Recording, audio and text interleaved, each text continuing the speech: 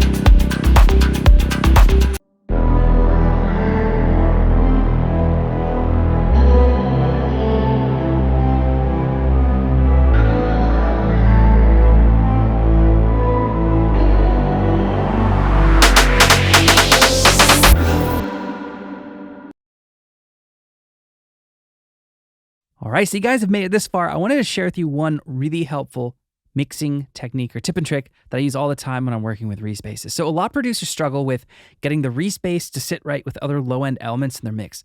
Sometimes a Reese bass will just be the detune saw. The producer might separate that from the sub. Other times it's better just to have it all be one instrument, and that can still present issues or problems. So I'm going to show you a really cool technique in Serum first, and then we'll look at something similar in Vital. So here's one of the presets.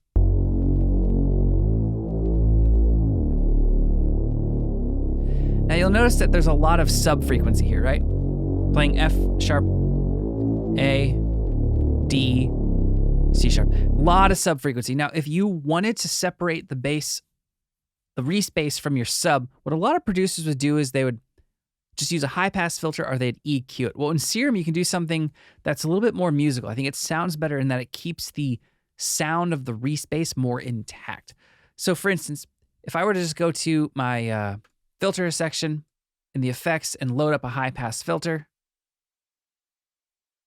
and take everything from like 70 hertz down, right? We're getting a removal of those low frequencies, but they're still there, right?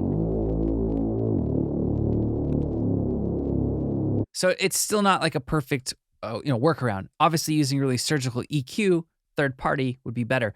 But you can do something even better than that directly in Serum. So what you're going to do is you're going to go to the wavetable editor for either of the oscillators that are active. So if it's one, just go to one. If it's two, go to both. Go to Process, and you're going to select Remove Fundamental. And you're going to do that from both of the oscillators, if they're active. And now that I've done that, let's pull up our EQ. And you'll notice that all of the sub-frequencies, the fundamental, is pretty much gone, right? Look at that. Playing F sharp, A, D, C sharp. Now, again, if we zero this back out to how the preset was by default, look at all that extra low end. So I love using that technique when I'm working with Reese bass and I want to get really, really tight control over the low end frequencies. Now, so here's how to do something similar in Vital.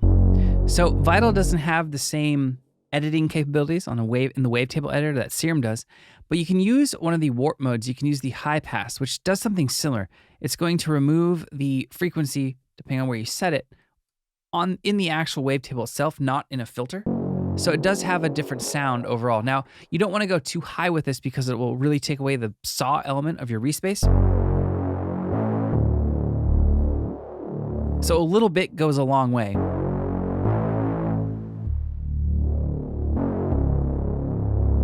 Anywhere, I find from like 5 to 10% works well with most wavetables. Now you can layer in the filter, the first slot of your effect rack, and you can do the digital 24 decibels per octave, set it to a high pass, and you can take out the lowest of the lows, say things from like 35 hertz down.